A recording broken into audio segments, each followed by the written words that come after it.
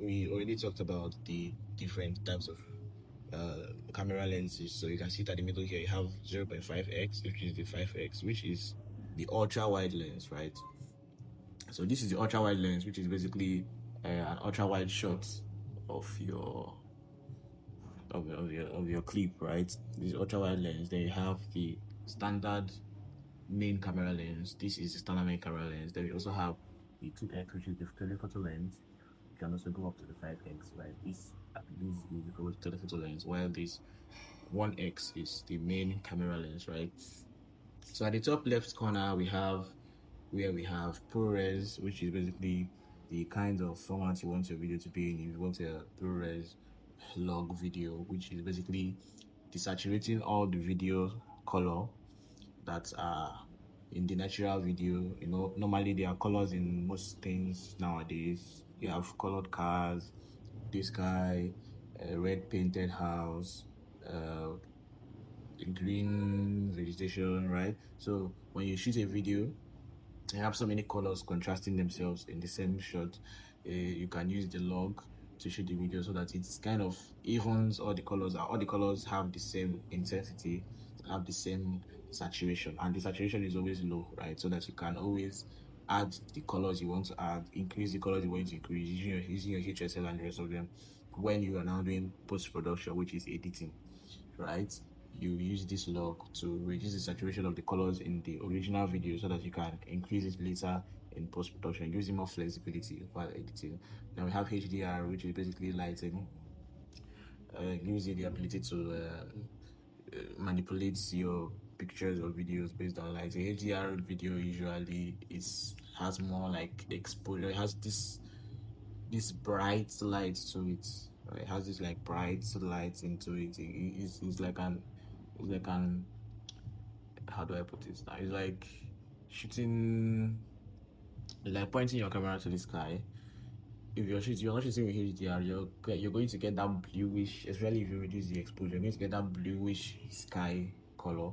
But if you're using HDR, it's going to be mostly white because it takes up it allows more light into the camera, which makes most things look just whitish instead of like colorful. That's basically how HDR works. Then below it we have resolution. We've talked about resolution. We have HD, which is 1080p. We have 4K, right? Below it we have frame rate, 24 FPS, 30 FPS, 60 FPS, 120 FPS. All these things we've talked about, right? Then we also have cinematic. Right now in cinematic, this basically is like a portrait of videos.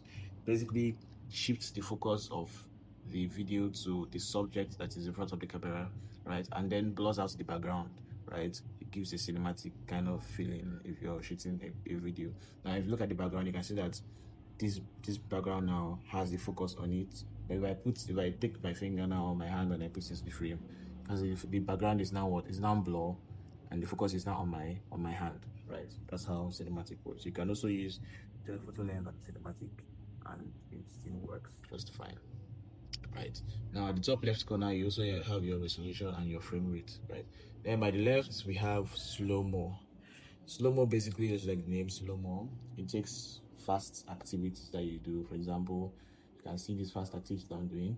You check it in your camera app, you will notice that the fast activity has turned to a slow activity, right? This was done using slow-mo and no editing.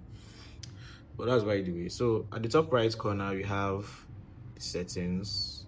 The top right corner, settings, you can see we have flash, which you can make to be completely on, right? You can see the flash can be completely on. You can make it to be off. You can also make it to be auto, so that when I tap on the video, it can automatically decide if the video is bright enough for me to use flash or not, right? Then we have exposure by the right.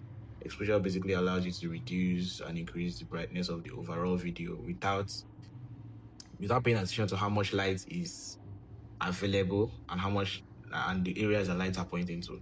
For example, this exposure now when I tap on my hand is different from the exposure when I tap on the background. You can see it.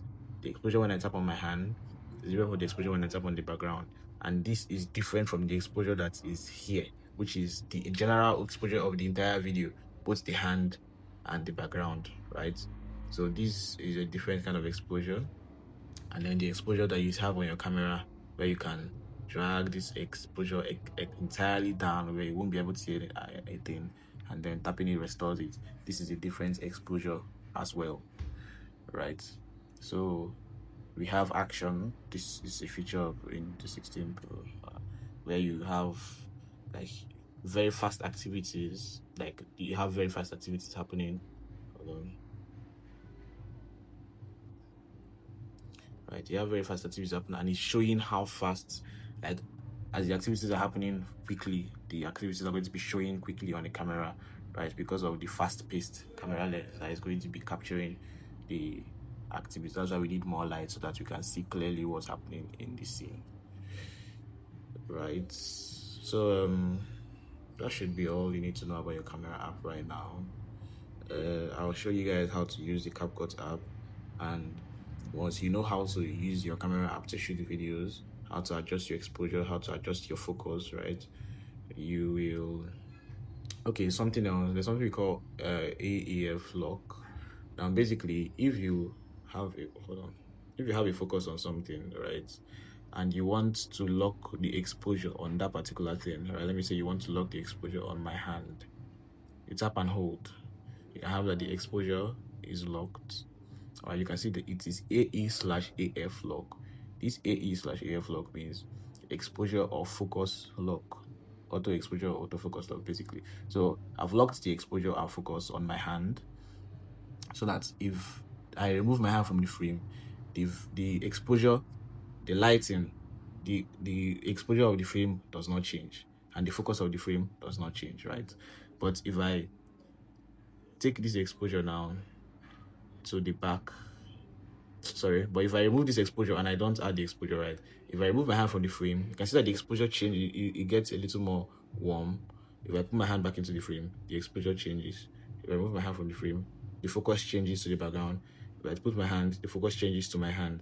But if I lock the focus on my hand, when I remove my hand, the focus remains on my hand, even though my hand is no longer in the frame. When I bring my hand back, the focus is still on my hand, right? But if I remove this focus from my hand, the focus returns to the background. If I put my hand, the focus, it adjusts back to my hand. So if you don't want to have all these automatic adjustments, you just tap and lock your focus or lock your exposure, so that when you leave the frame and come back to the frame, everything remains the same. So that should be all, guys. See you in our next class. Bye.